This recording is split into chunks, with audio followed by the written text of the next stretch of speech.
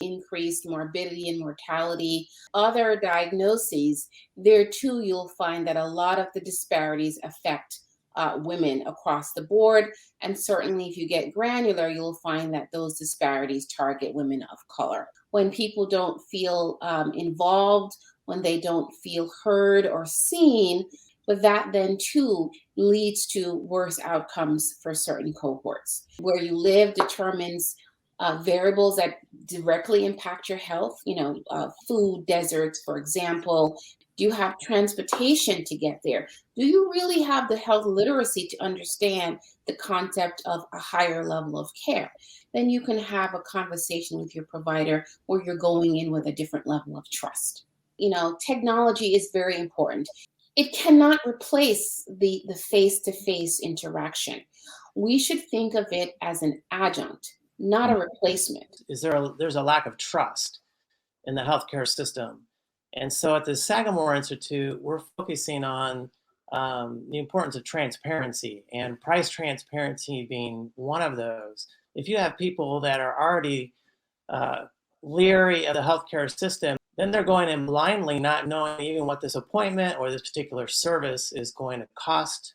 There are avoidable disparities based on systemic issues, race, gender, sexual orientation, all the things. And really what health equity is about is reducing those disparities and setting the intention as a society that that's what we believe is the right thing to do.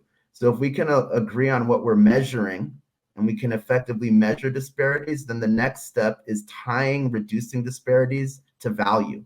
You can watch the market move towards actually solving those problems, particularly around using digital innovation, that we can bridge the gap. But if we're not intentional, digital innovations aren't equally accessible, right? So actually digital innovation can deepen disparities if we're not careful. In both of my experience over doing work in Ghana and in Nigeria, you do have to be very intentional with what initiative you are putting in place and understanding the ecosystem and the environment that you're working on, because a lot of the issues that they're dealing with and a lot of barriers that they're dealing with on a day-to-day basis is seen as almost a luxury when you come back over to the United States, but they are still prevalent throughout the United States in what we call these healthcare deserts, which are in the low socioeconomic communities within America. And as us as Americans who are tailored and trained to think as though that's something that just happens with a third world country, but that's actually false. It's something that happens, in our neighborhoods and in our backyards. I know me specifically, I'm from Flint, Michigan, and I hit it day to day. I don't think people understand that it costs the national economy when there are disparities, right? It's expensive when things go awry and you have the person coming in with uncontrolled diabetes. Somebody is going to pay for that. And it's us. People who are on Medicaid know that they have to go to the ER and that's how they're going to receive their treatment. Well, then that just bogs down the ER. It has this ripple effect. It affects the entire country.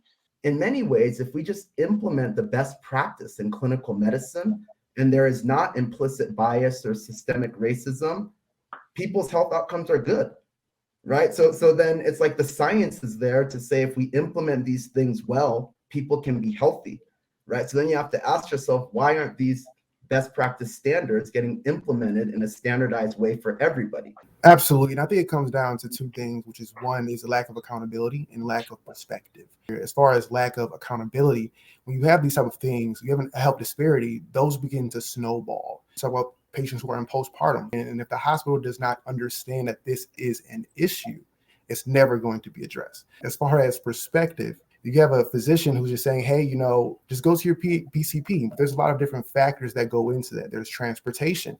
And then if you have someone who has a chronic disease, they're having food insecurity. All of this builds on. They're stuck in this cycle, and it starts to go down their family tree as well as far as how they're viewing medicine within the family. And it starts to almost brainwash the patient as far as how they can treat these issues. And you see it all the time with mental health. Mental health is almost non-existent in the Black community because that's something that we never had the initial access to and understanding of how to treat, because these health disparities have been persistent in our communities. A lot of the cost issue in our health system also is inside of these pockets of underserved, vulnerable BIPOC populations. That starts with aligning on what we're measuring. I am privileged we talk about white privilege all the time, but I learned that there's English speaking privilege, right?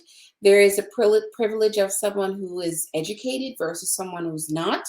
And all of these privileges separate you and create barriers. So in terms of education, I think that's a great place to insert technology